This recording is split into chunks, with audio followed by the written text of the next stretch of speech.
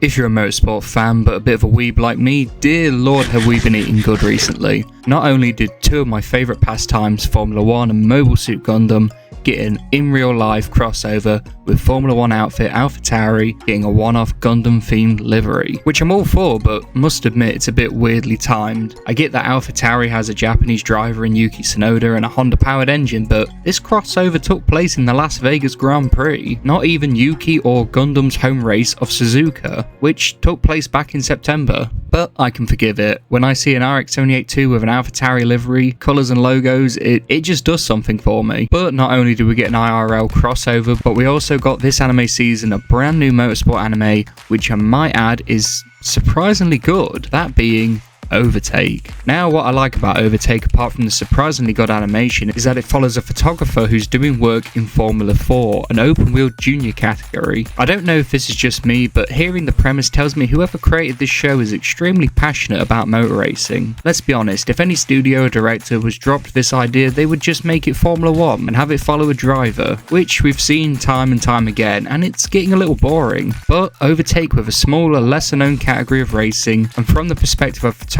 we get to see all the aspect that makes motorsport truly great. I'm talking the pit crews and teams, media teams, fans, outside influences, human drama, the backstage drama, rivalries and hardship. Also, let's be honest with ourselves for a moment, these junior categories are a hell of a lot more competitive than Formula 1, which for years now has been dominated by one team, meaning the setting of Formula 4 for Overtake will just be that more exhilarating and intense with the closeness of its races. How one little mistake or setback could cost a team an entire championship. For those of you watching that somehow made it this far without knowing a thing about or very little about motorsport, but you seem keen to learn, I would say that Overtake does a pretty good job of naturally explaining the sport to you. Our MC literally knows nothing about Formula 4 in episode 1, so don't worry one bit about going into this series blind. So for you motorsport fans that haven't watched Overtake yet, or for those of you who maybe saw a trailer or even this video is your first time hearing about it, please make sure you check out Overtake, a damn good slice of life take on all aspects of motorsport.